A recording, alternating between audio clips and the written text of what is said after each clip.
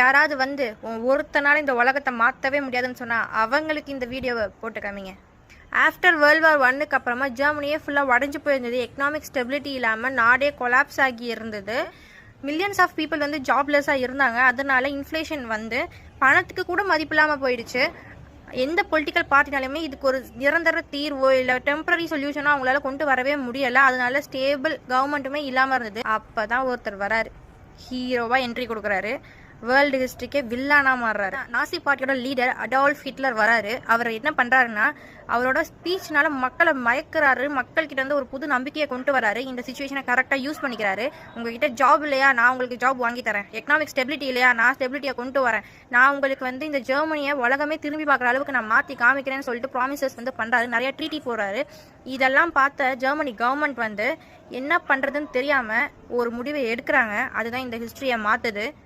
அந்த டைமில் பிரசிடெண்ட்டாக இருந்தவர் பால் வான் ஹிண்டன்பர்க் அப்படிங்கிறவர். அவருக்கு ஹிட்லர் சுத்தமாக பிடிக்காது. ஆனால் அவரோட அட்வைசர் இருக்கார் பார்த்தீங்களா, ஃப்ரான்ஸ் வான் பேப்பன் அப்படிங்கிறவர். அவர் புத்திசாலித்தனமாக ஒரு ஐடியா கொடுக்குறேன்னு சொல்லிட்டு எதிரி நம்ம கூடவே வச்சுக்கிட்டோம் அப்படின்னா நம்மளுக்கு எந்த பிரச்சனையும் இருக்காது, நம்ம அவனை அடக்கி ஆளலாம் அப்படின்னு சொல்லிட்டு சொல்கிறாரு.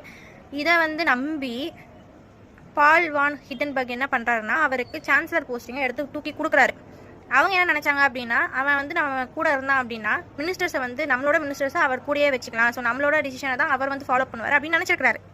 ஆனால் சகுனி பட கார்த்திக் மாதிரி அடால்ஃப் ஹிட்லர் என்ன பண்ணுறாருன்னா ட்விஸ்ட் அடிக்கிறாரு.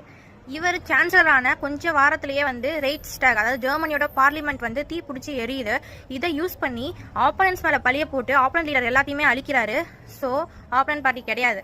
இப்போவாது அவங்க என்ன பண்ணலான்னா அந்த பிரசிடென்ட் வந்து முழிப்பாக்கலாம், இல்லை ஆனாலும் வளர விடுறாங்க.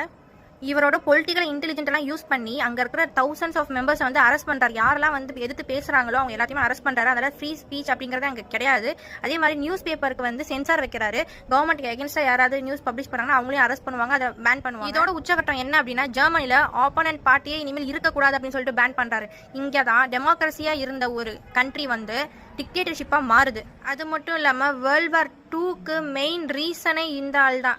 இதுக்கெல்லாம் காரணம் என்ன அப்படின்னா அந்த ஒரு டிசிஷன் தான். ஜான்வரி 30, 1933, அதாவது இன்னைக்கு அடால்ஃப் ஹிட்லரை பிரசிடென்ட் வந்து சான்சலராக அப்பாயிண்ட் பண்ண ஒரே ஒரு டிசிஷன் தான் வேர்ல்டோட ஹிஸ்ட்ரியவே மாற்றினுச்சு. ஸோ ஒரு நாட்டில் broken economy, stable government, political பார்ட்டிஸ்னால ஈகோ, அதுக்கப்புறமா வந்து மக்கள் மனசில் பயம் இருந்தால் போதும், யார் வேணாலும் அவங்க அந்த சுச்சுவேஷனை யூஸ் பண்ணி லீடராக மாற முடியும் அப்படிங்கிறதுக்கு இது ஒரு பிக்கஸ்ட் எக்ஸாம்பிள். அதில் ரெண்டு விஷயம் நம்ம புரிஞ்சுக்க முடியும். ஒன்று என்ன அப்படின்னா என்னதான் நம்ம உடஞ்சி போகிற நிலைமையில இருந்தாலுமே மக்கள் வந்து கரெக்டான டிசிஷன் எடுக்கணும், தப்பான ஒரு பொலிட்டிக்கல் லீடரை உள்ளார விட்டுறவே கூடாது. இன்னொன்று என்ன அப்படின்னா இந்த உலகத்தை வந்து எப்படி வேணாலும் யார் வேணாலும் மாற்றலாம். அதுக்கு ஒரு மனுஷன் ஒரு சிந்தனை இருந்தால் போதும், அது வந்து நல்லதாக இருக்கணும், கெட்டதாக இருந்துச்சு